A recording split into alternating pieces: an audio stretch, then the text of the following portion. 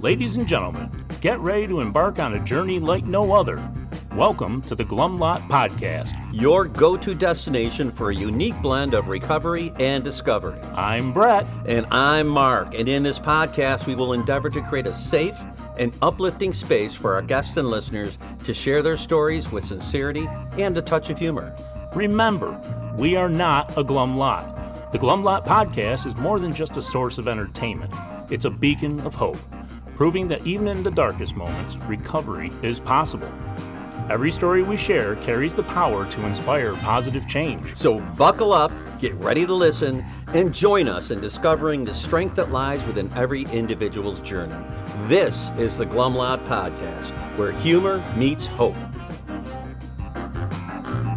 Welcome to the Glum Lot Podcast, episode number 38. I am here with Brett, and we want to remind everyone, if you listen to a lot of these podcasts in a row, you're going to get so sick of hearing, go to our Facebook page. But please do, the Glum Lot Podcast at Facebook, and sign up for our page. Yeah. We don't refuse anyone's service. Yeah, and don't be afraid to start discussions in there. Yeah, right? Start a discussion. Yeah. Go ahead. And also, if you want to email us, the glumlotpodcast at gmail.com. But that being said, what's on your mind today, sir? We've heard a lot of things where people have been affected by, or we have recognized that we are not the most honest people sometimes. Yeah, well, I know they say honesty, openness, and willingness is what it takes to get sober and to live a sober life. A lot of times when I'm not being honest, I don't want to be found out. I don't want to admit that I am not good at something, or I just want you to leave me alone. Yeah, and sometimes lying is the easiest way to accomplish that. Mm-hmm. When we don't like the reality of the situation, sometimes lying gets us out of that. Yeah. It's an easy vehicle for us. And when you're active in your addiction, it's just a real easy way to live. The problem is you got to remember them all. I was just going to say, people after are going, a while, it ain't so easy. Wait a minute, you told me blah, blah, blah. And you're like, wow, have a whole... I know I said that, but what then you got to make up another fucking story. But you've got a whole catalog of this shit going on in your head. And when you take that bag of lies and just drop it, the truth shall set you free. Oh my God, it's so freeing. I'm just going to, you know what, people aren't going to like this, but I'm going to tell them the truth. I would honestly say that's probably one of the things that I'm most proud of is getting rid of that. Do I not ever tell a little white lie once in a while? Sure. If somebody's bringing up politics with me, I'll just agree with them so we don't have to go on. Yeah. Yeah, of course. But, those are okay. Little conveniences like that can make our life more manageable. However, yes, when we use them to manipulate reality and manipulate people, it is a backfire waiting to happen. And it's also, for those of us in sobriety, it's a drink waiting to happen. You know? Because all it takes is a blow up, a resentment. It's just a very bad thing. And that's why I think they say honesty, openness, and willingness. And, I often hear in the rooms, to thine own self be true. Mm-hmm.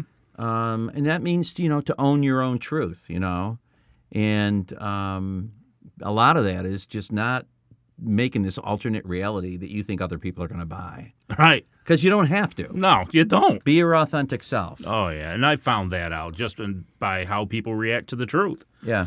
It's a lot of it is, too, is that we always fear the worst. Of course. I can't be honest because people are going to hate me. Yeah. Or they're going to judge me, or they're going to be what it may. Mm-hmm. That's you. That's right. Own it. That's right. Let go. I want to be me. Let go and let God. Because I'm pretty cool. I gotta be me.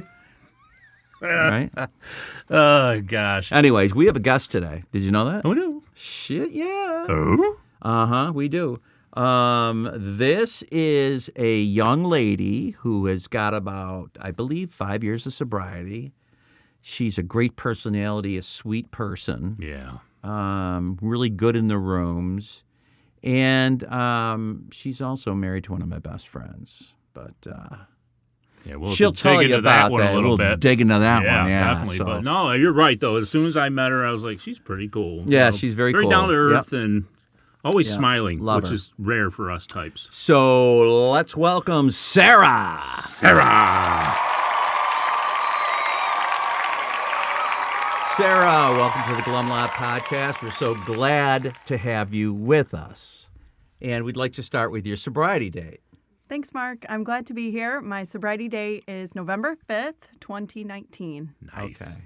And so we usually like to talk about your first experiences with alcohol, the first time out of the gate. Do you remember yours? Yeah, I'd be surprised if people didn't remember that. It's normally memorable, but for me, it was, classic teenager, I think 13, and in a trailer park. Ooh, classy. yeah. My grandma's summer camp, and we broke into some guy's trailer who wasn't there. Me, my cousin, and two boys, and we split, I think, like a 12-pack. So it was criminal behavior / first experience with alcohol? Wow, you went for it. The whole thing was exciting. Yeah. Oh, God, yeah, yes. man. Yeah, we talk about that all the time. That little, you're doing something wrong excitement. Yeah. That's something I've always wanted to do, break into an empty mobile home and drink. I don't know. Someday. Yeah. Someday. In the Maybe it's dark. still yet to come. Yeah. Yep, we The best. couldn't turn the lights on because then people would know that Yeah, we were in there. right. So we're sitting there drinking in the dark. You guys are cat Yeah, burglars. it was weird. So did you catch a buzz? Oh, yeah, I definitely got drunk. Yep. Oh, you did? Yep. And do you remember how it felt? I do remember. It was, Do you remember getting a feeling you liked? yeah. Well, I liked it, kind of the out of control feeling. Yeah. And, Yeah. having the boys there. Yeah. Now yeah. you have a reason to be flirtatious versus, 13 years old. I don't know what. Right, it's awkward. Come on to a boy. Yeah, It's that awkward. just but- wasn't a thing. So. Boy, it is a social lubricant Yeah. and does Oh, lower yeah. inhibitions, and we find that out quickly. And we use that to not only change the way we behave, but to hopefully change the way the people we're with behave. If you're with a guy with a girl or a girl with a guy, right? Yeah. And so you see the effects of alcohol, and you like it. And do you do more? At that point, no. It wasn't easy to get. Yeah. My mom, she was drinking a lot at the time, raised in an alcoholic home. So it was there, but it was monitored. So, getting access to that wasn't really an option. I'd sneak a couple vodka drinks every now and then and fill it with water, classic Yeah. teen. But There it is. she Yeah. caught on to that too. So Were you you, can't get away with a drunk's booze. They notice that. Were you hanging out with people that drank too? I did, yeah. Got into some weird behaviors, 15, saying I was 16 so I could date a guy that was 21, to Right. get the You were booze. legal, right? Not really, but But the I whole mean, you thing said was, you were. yeah, And- grown up, looking back, I'm like, that was sounds like totally you wanted to be weird. grown up and part of. What about Yeah. weed, other drugs? Yeah, so that's funny. I didn't know if we'd talk about that. Oh, yeah. We love It's hearing open about it season all. on any addiction here at the Open Glum Lot season. Podcast. I like that. The Glum Yeah. Lotters, we welcome all addictions. Oh, yes. Yeah, so my best friend, her parents grew weed, and so we're talking like the best of the best. To this day, never had weed like that ever again. So, Really? and that's what I grew up on. So high tolerance and access to it at all times. The And best trimmed bud. It was awesome. Yeah. Yeah. But Did it have any colors? all sorts of colors. Oh, Fuzzy, purple, gold. purple, murple. Yeah. So this becomes a regular thing for you, smoking weed and drinking? Mostly smoking weed. Certainly the drinking when we could. So on top of her parents growing the pot, that was the party house. So the parents would kind of give us the house, so to speak. They were there, but and then we'd have the kitchen table cleared for the beer pong and bring a Halloween party, Christmas party. I mean, you name it. That was the spot. And, and we had the boys that could bring the alcohol, and it was crazy. Like for a 16-year-old, Yeah, you had a shouldn't good have parties you had a like good that. system worked out. Yeah. You know what I mean? Oh, yeah. Like a place that was cool with it and Yeah. access to it through boys, and It they all grew started the with weed. an and, abandoned Yes. mobile home. yes, the whole story started in a dark abandoned mobile home. Yeah, So super weird. obviously your use keeps going, right? It did, and it's interesting. I look back and I got sick every time. Really? Oh, you were a puker? Every time. Guaranteed. And it wasn't fun. Did you only drink to excess? I was just going to say, Oh, yeah. That's like the only way. Right, it wasn't one or two drinks and out, right? No. right from the get-go. Drink as much as you can. And so I had a friend, my best friend, and she's about 3 times the size of me. So, and this is a podcast, so y'all can't tell, but I'm like 110 pounds. So big girl. And she said, for every drink I drink, you drink a drink. So we were like drink for drink, not understanding how that it metabolizes differently. Boy. So no wonder I'm getting sick every time. Like you can't have 10 drinks. And Right, you're overdoing she's it. okay. And I'm in the bathroom. It was not good. But even though you puked every time you rallied, huh? Yeah. Yeah. Yeah. Does it become like a regular way of life? Like, is it part of your ingrained culture of life at this point when you're a teen? No, it was ingrained. You know what's interesting is there was a lot of, so I had a lot of fun. Yeah. It was Yeah, still of fun course. then. Of course, yeah, this is. It was fun because, I was getting my schoolwork done and I was able to sneak out of my house. I learned how to crawl out the window and I'd put a stepladder beneath because I'm so short I couldn't get back in. And my mom caught on pretty quick to that. Yeah. Because Like, why is there a step ladder under your window? What's that about? Yeah. I didn't even think. I thought I was super crafty. So, it was like recreational at that point. The smoking weed was every day. But, schoolwork's getting done. I had a job, my first job at Burger King. So I was working. So you're managing fine. Yes. And everyone else is doing it. For the most part. Just maybe not as much as you. I don't know. I thought that's what kids did. Yeah. So, and we were safe, wasn't drinking and driving. And then, now I'm 18, 19. I moved out of the house. I got my first place, which was awesome. And I'm still drinking.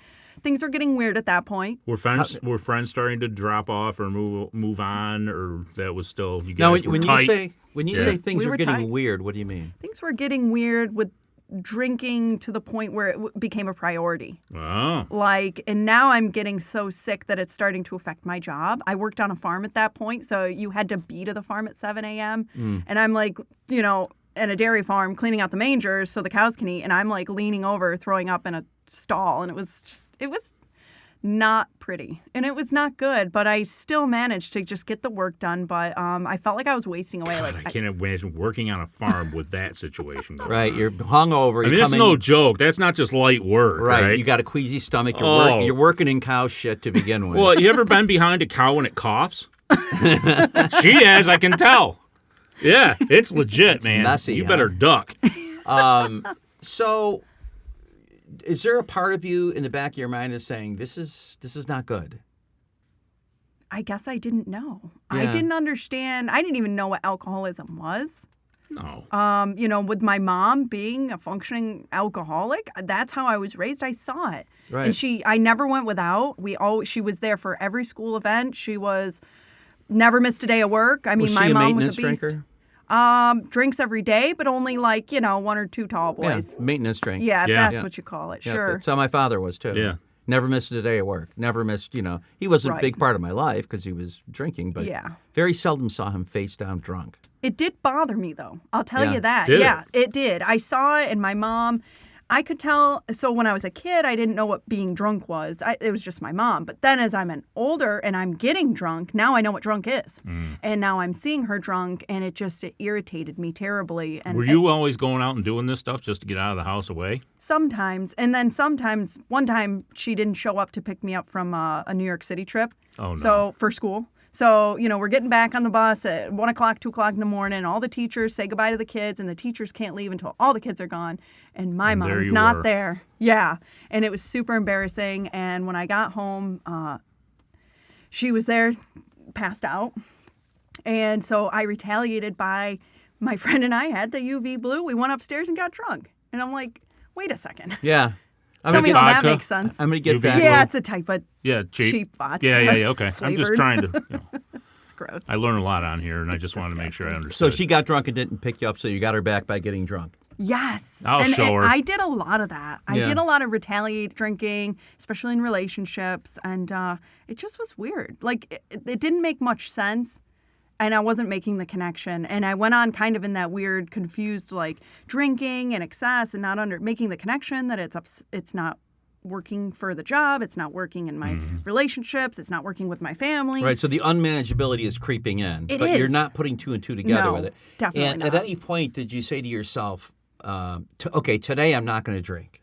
Did you try that little thing where you go, I'm not going to drink today? The face says no. Yes, yeah, Not at never that even- point. No, it was quite some time. I had a lot more in my career to go, with the drinking, and then I got into hard drugs.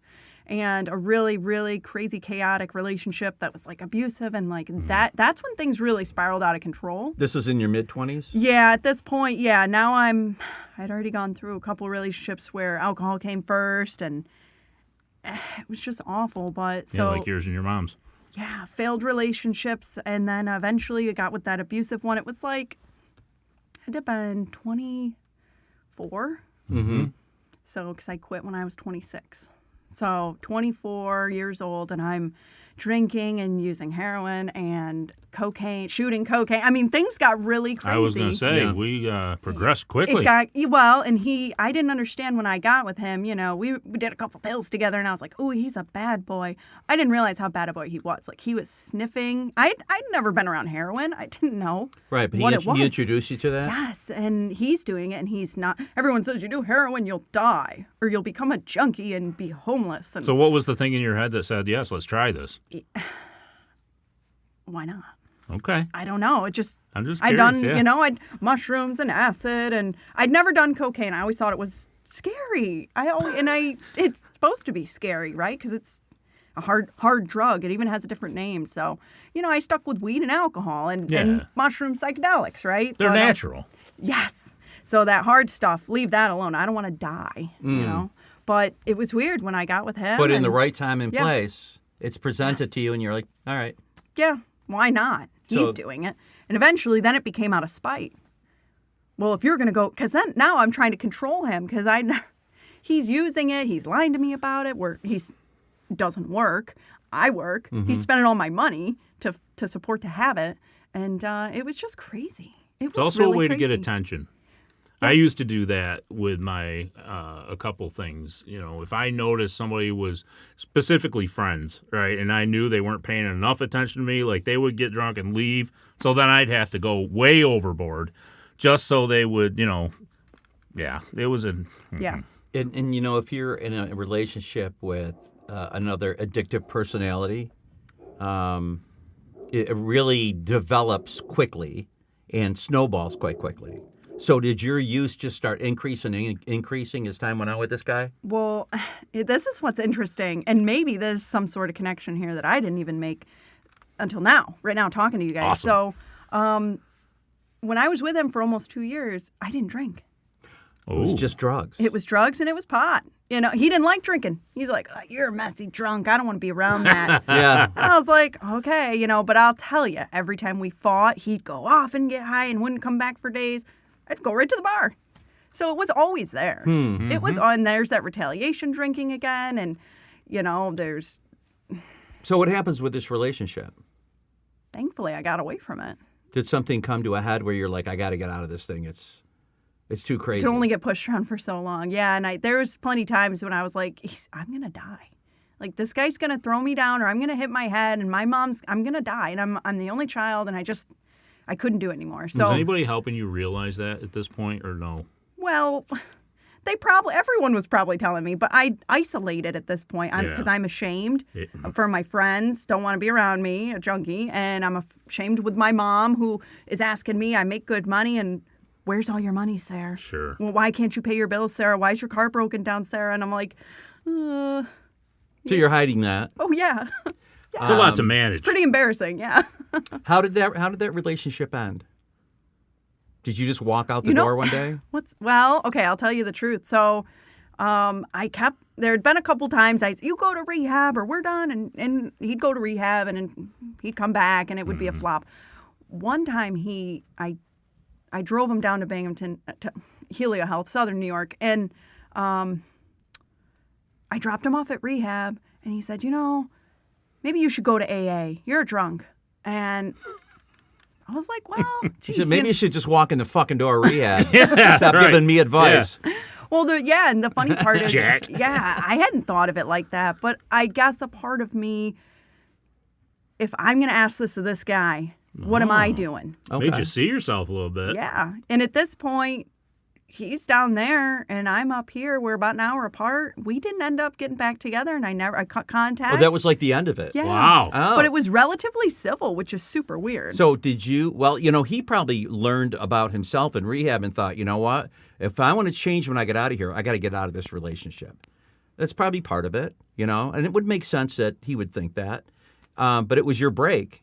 This was your opportunity to get out, right? Yeah. And so did you go to AA at that point? I did. How about that? Yeah, Holy I shit, did. right? So the guy did have good advice. Yeah, he did. even And though- we're here telling him, like, So mind here your he fucking is. business. And then she took his advice. Here he is walking into rehab for the first day. And he's going to turn around and give his best piece of advice ever in his life. right. Okay. As Yeah. a disaster You know himself. what? It comes in mysterious ways, yeah, right. And so, what was your first AA meeting like? I mean, did you just walk in yourself, or? I did. Yeah. It was Nice. crazy. And of course, because I just relocated, I got my own little studio apartment, and, it was October at this point. I got sober in November. So, I might have had a beer or two here, but it was like this was my sanctuary. I wasn't drinking in this place. And it wasn't because I had made a decision. There was just something special. And I was like, I'm not going to ruin this. And so, I looked online, AA meetings near me. Boom, there was one like 2 blocks away. I could walk to it. And I was Hey. like, if that's not God, I don't know what is. So when I went there and I waited like 2 minutes until the meeting started, right? yeah. And big mistake because there was no chairs. And I walk in, of course I'm the fresh meat, and everyone turns and looks at me, and I was like, oh my God. New girl. What do I do? Right. Yeah, so I sat down, and then they asked if this is anyone's first meeting, and of course, I can't lie, so I stick Right. my hand up, and Good then for you. for the hour, they proceeded to talk to me, and it was like I heard my story in every single person, and I was like, this is it. This is it. This is what I've needed. Like, I didn't understand really still that it was a disease. There's Oh. no cure. I'll never be able to drink again. But at this point, at least I'm understanding, like, I can connect with these people. Right. And you've got hope, right? Hope at least to understand that this drinking isn't normal. The way I'm doing life isn't normal. And there's a room full of people I can talk to Yeah. about it. That had to be I didn't such a feel relief. alone. Yeah. Yeah. Yeah, and you were really blessed. Because a lot of What are people the come in here chances? that, and they don't think what you They're like, think. They're like, these people. weirdos. That's good for these people. They're really Yeah. screwed up. I'd been through old. some bad stuff. So at that point, I was Yeah, like, you had the gift this of is- desperation a little bit, right? Absolutely. And so you go to this first meeting. You go to your second one right away? Yeah. I mean, I met a gal, and she told me about the 90 and 90. She wasn't my sponsor at that time. Did I go to a meeting right away? Because I waited 2 weeks to ask that woman to be my sponsor. So Okay. I think I might have just hung on. I can't quite remember. I'll tell you true. Did you Yeah, get it's a big crazy book? at that time. Yeah. Yeah. They gave me a big book. Did you and read any of it? No. But I carried it around to every meeting I went to because I thought that it was the basic text. Like, I thought it was like a book study. Like carrying the Bible around. Yes, and everyone laughed at me. They thought it was the funniest thing, and I'm like, don't you people read this? Like, isn't this? Nobody reads that. There's no words in there even. Oh, No, boy. so, It's messed up. Yeah, well, like anybody else, the first couple weeks or months in the program can be a little chaotic Oh. and confusing. And did you go back out? No, I've never drank since. That's Awesome. amazing. Yeah. What about weed? There's been some. Well, There's been some. It's been an on and off. But what it is at the end of the day, I'm completely powerless over that. Yeah. So, and I've had my understanding that this is not something that I can afford to dabble around with. Mm-hmm.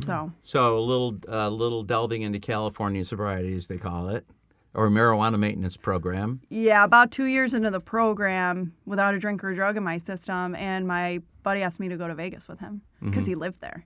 And I was like, Sarah, you'll never get an No opportunity. temptation there. You Yeah. got to go to Vegas and free place to stay. And oh my boy. gosh, I've never been out west. And I'll tell you, it was an amazing trip. I really, really wish I wouldn't have smoked. I did, though. Yeah. And I knew, and I came home. And of course, I didn't tell my sponsor. I was No, so no, no, no, no, ashamed. no. But, and it was like the trip wasn't enhanced because of that. But did you keep smoking when you got back? I did. Yeah. It sucked. Yeah. Because then I realized I couldn't stop. And I Yes. was like, this is just like alcohol. No shit. So, anywho. No shit. So eventually, how did you get out of that part of your addiction? Your weed. How did you end up getting out of that? I had to come clean to the sponsor, and then we just worked harder in the program on the steps and understanding really what it means to be powerless. And that if you pick up any substance, you really lose the ability about when you're going to put it back down. Mm-hmm. So, Yeah. So the addictive personality. I mean, it can be gambling. It can be any number of things. Well, it doesn't matter what it is. Yeah. Yeah. And there's a 12-step program for all of it. Yeah. Well, yeah. Absolutely. Yeah, Well, and they all kind yeah. of work the same. The answers are trust Ourselves. God, clean house, and help another, right? Yeah. Well, and because of the outside issue, it's all my friends, the people, everyone. It's like in AA, who do I talk to about that? Yeah. I struggle, and I know there's a MA, Marijuana's Right. Anonymous. Yeah. We just discovered Yeah. that a couple Yeah. episodes ago. Yeah. We didn't know about it either. Nope. Yeah, so I found that. Of course, the only local one is like 45, 50 minutes away, and I'm like, oh boy, Yeah. Well, there's always online too. there is. I'm not an online guy, but some I people, know. some people Go to do any that. length, right? That's right. So you said you had worked through the steps with your sponsor, and Yeah. kind of, when this came up, you doubled down on that. Was there any realizations or anything that came as a result of that step work early on? We did a really thorough fourth step, Okay. and that was huge. I had no idea. I thought all these people had done me wrong, and it was like, no, I did them wrong. So you started to see your part in things. Oh, yeah. Right. Some of them I went down kicking and screaming, but, it took a little bit of time. And Well, those things protect us. They're our best friends, some Yeah. of those things.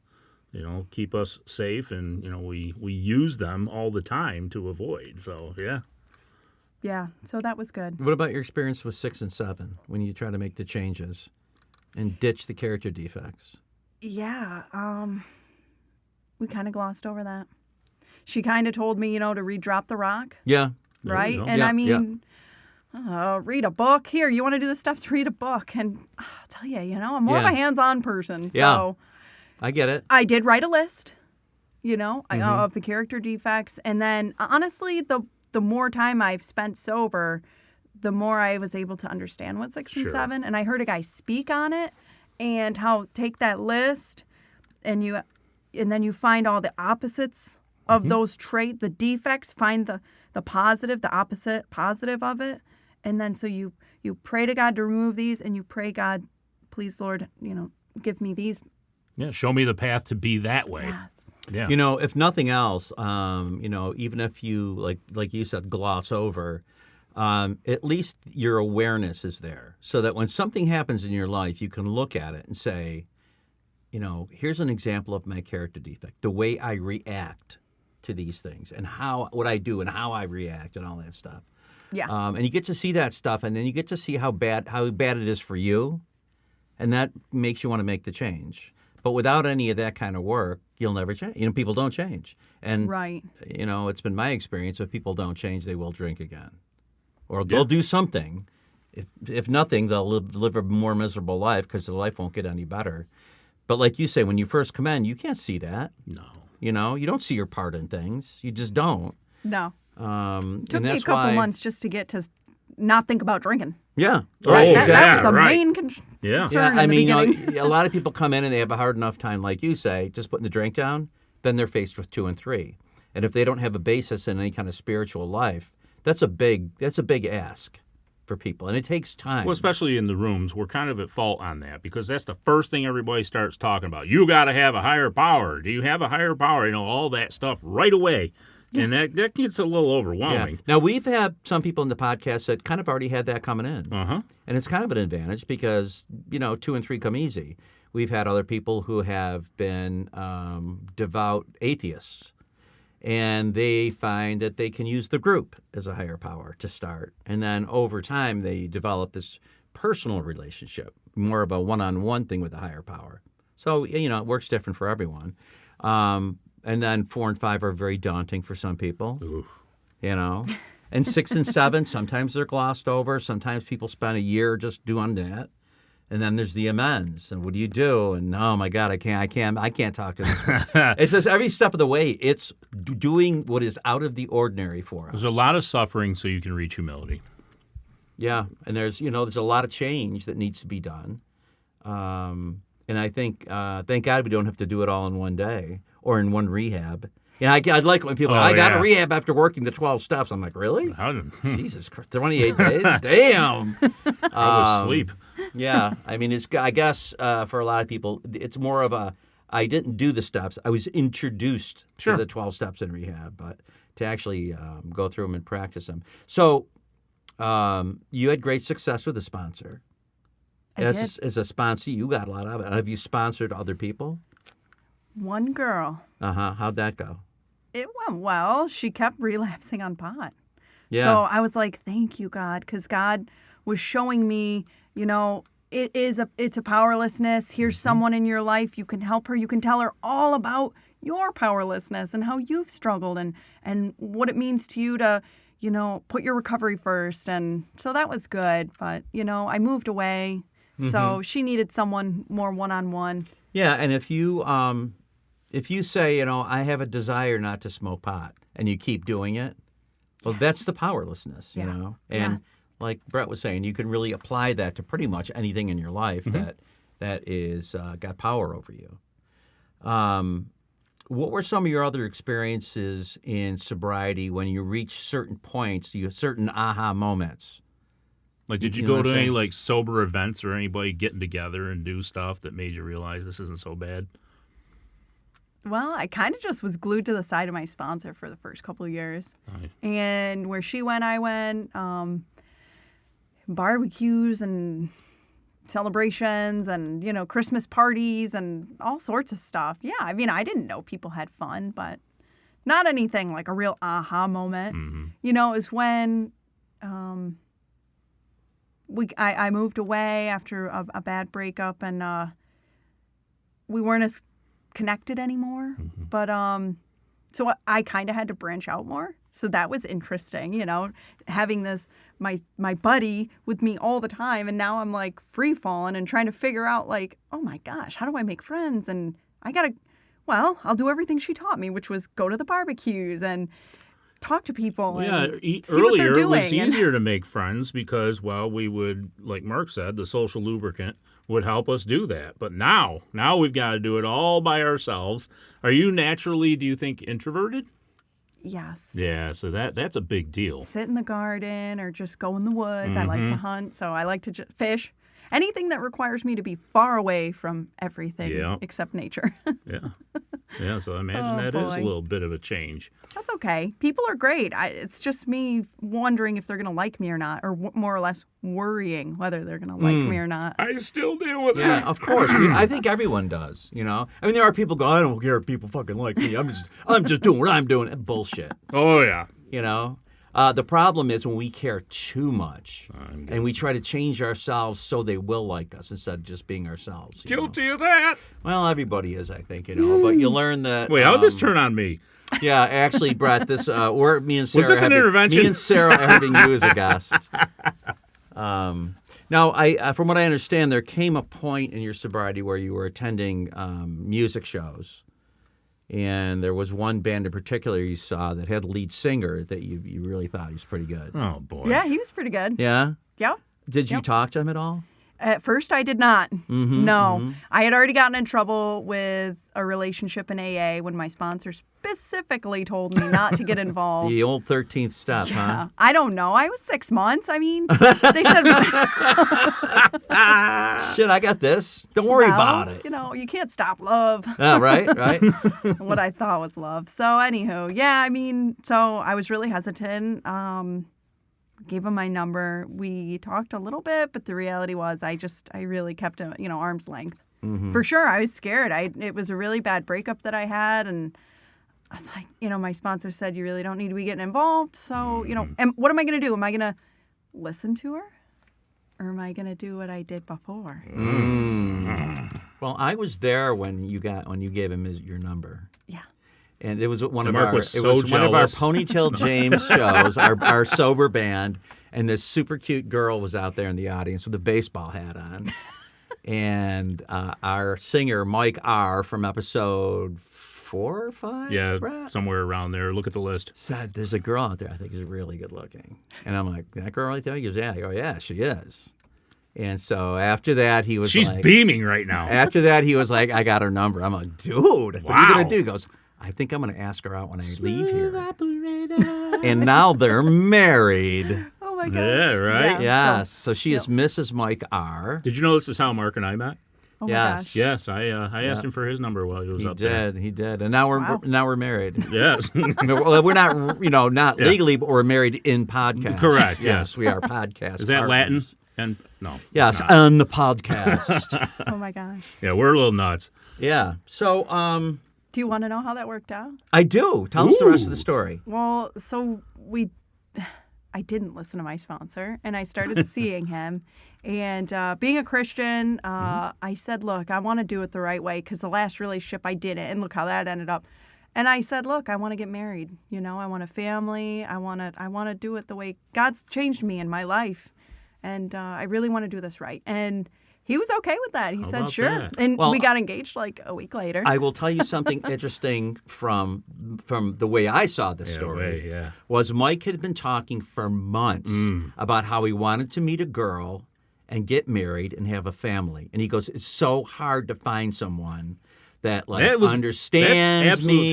truth. He was really looking for that. And, you know, I meet all these people and it's just not that, you know what I mean? Nobody, and I really want somebody that wants children and blah, blah, and then boom, you pop in. Yeah, God's cool like that. Yeah, right? He takes care of us as long as we're obedient. But, the sponsor was not having it, and she did have a lot going on in her life, and there's some step work I need to do around this. I don't know if I have a resentment, but But you parted ways. she dropped me. Yeah. Yeah. It was one-sided. I did not want her to leave. Yeah, well, you know, sometimes these things happen, and then when you look back, you're like, it was good for both of us. You know, I got a fresh start. Sometimes people just don't know how to deal with things they don't have experience with either, you know, so just because a sponsor drops us or we drop a sponsor doesn't necessarily mean we now don't like them or, you know, we've got this grudge. And you may, and that's awesome. You just See, that's funny up. because I started sponsoring Mike,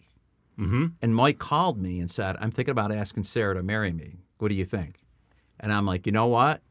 Go for it. I said, and there is a big age difference, right? Yes. Okay, so there is in my marriage, too. And I got the same thing. My wife's quite a bit younger than me. No. But we had a connection, and I knew in my gut it was going to work. And so I went ahead with it. And I said, Mike, 1 million people are going to tell you why this isn't going to work, that you come from different generations, and you're not going to have a lot in common, and then you're going to get too old for her, blah, blah, blah.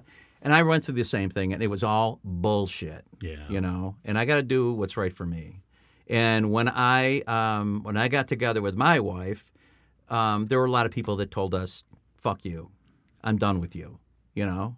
And that's their business. It is. And it's worked out fantastic. 4 kids later, Yeah. and, you know, we've been together over 20 years. So, you know, I wish you the same success, and so far, so good, right? Yeah.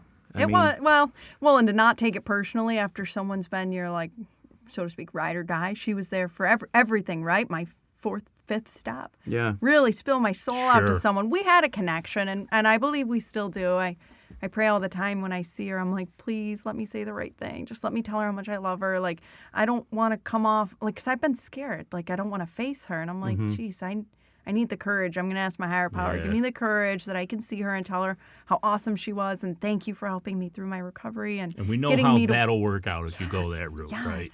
Yes, gratitude. I need to be grateful for what I had for when I had it. Because, boy, I was And a hot mess in the beginning. Things may change. Yeah. You know? Well, so then I went, phone call, get the breakup, pick up the phone, call the lady, another lady who I had made a good connection with, and asked her to be my sponsor. So within like 15 minutes, I went from no sponsor to sponsor. Yeah, so the that's program great. taught me what I needed to do. Yeah. I could not go without a sponsor. Right on. And now, after getting married and relocating, I was like, geez, I think I need a new sponsor. So I worked up the courage, and I asked another woman to be my sponsor, and she said yes. So Awesome. that should work out really well because she is fantastic. Got to keep on keeping on. Yes, I got to do some step work. Yeah, and you know that primary purpose thing is 100% true. You know, as long as you're operating under that, you know, principles of the program thing, you're going to be okay, no matter what happens. Yeah. You know, no matter how Program things go. comes first. Yeah, got It to. has to. Yeah. And you know, people talk about the oxygen mask dropping down in the airplane and how you put it on yourself first so you can help others. We've talked about this before. Oh, yeah. I struggled with it early on. That it's not selfish, it's selfing, and it's practicing sobriety. And people have to understand that, you know. Because Yeah, else we yeah. won't be there for any of Well, the rest of it. right. How am I going to give the world my best if I'm not in the world? Right, Because and- I'll die if I drink again. Yeah. Yeah. No way. I don't even want to think about it. What's so somebody out there is either in a bad way and thinking about getting sober, or maybe they're new to sobriety. What would you tell them about the journey? Well, I guess I'd have them think about it and like how it's affecting their life, right? Because until I realized it was affecting my life, I didn't think my drinking was a problem, and I certainly wouldn't be seeking help, right? So I'd have them really take a look and is this something you wish you could change? Is this something that, how long can you keep living like this? And Right. really ask those questions that get them thinking about, geez, is my drinking normal? Have I tried to stop and I can't? Oh, boy. Right? Do I have a desire to stop drinking? And if so, Yeah. why can't I? Right? Right. Like what I've is tried that and about? I can't do it. Yeah, I've got a friend and she just checked into rehab today, and because I had to detach with love from her because her drinking, she tried and stopped and tried and stopped, and she couldn't, and she's got a family, and I'm watching with the kids, and I'm thinking like I'm losing my mind, worried about her, trying to intervene, and I'm like, this is not healthy for me. I got to let her figure it out. We can't do it, can we? And I cut the tie and stepped away for about a month, and she texted me the day after Mother's Day, after I'm thinking of her, wondering how her and her babies are doing, and she said, I'm going to rehab. Yeah, today's the day after Mother's Day. Yeah, today. It was today. Holy crap. Yeah, Wow. it's pretty cool. How So timely. I hope. All I can do is give her to God. That's Well, what that's I say. interesting that you detached and that she texted you and said, I'm going to rehab. So she knew. I have to get This out is of what's going their on with way. Sarah. This is her. Yeah, I mean, boy, that was the best friend. We grew up drinking and drugging. Yeah. So the difference is, I took it the next level with the hard drugs, but I'm also the one that got sober. She is not. She kept drinking. Mm-hmm. And yet she had the family, and she, she's living the life, but with the alcohol. And I'm like, I could never. Yeah. I could never manage. No way. I couldn't even manage what I had. A couple dog, cat, a job, and that was all falling apart. Yeah, So- and it's amazing what we think we're managing even when we're not. That denial can be so strong. And, geez, we wish her luck. Maybe she'll hear this. Well, I'm going to be doing this. I've got, thanks for the advice, because I'm going to have to do this in 2 weeks. I've been asked by a friend of mine that is getting married. Her husband's mother is dealing with it with his sister and doesn't know how to go about it. And I'm sitting here like, because my ego would say, this is what you got to do, this, and the other thing. I've got the solution, right? But, it's gonna be a trial for sure because, especially not knowing the person. And you know what? Until there's a willingness, Right, there there's is no no point. solution. No point There's at no all. solution. There was no point with me. Yeah, until I was willing. No. Doesn't matter. You can do anything. You can tell me anything. No. So, well, Sarah, we appreciate you being on the Glum Lot Podcast. You've been a fabulous guest. Heck You're yeah. a wonderful person. And we love you and Michael. You're good friends of the program, too. And I know you listen. Yeah. So, For sure. Oh, yeah. yeah. So, until next time, I'm Mark. I'm Brett. I'm Sarah.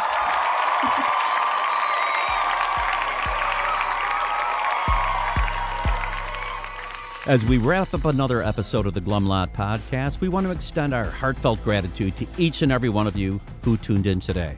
Navigating the path to recovery from alcohol and other substances is a journey filled with challenges, triumphs, and self-discovery.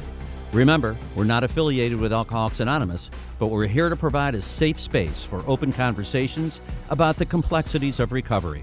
Your stories, courage, and resilience inspire us and our listeners alike. If you or someone you know is on the transformative journey, know that you're not alone.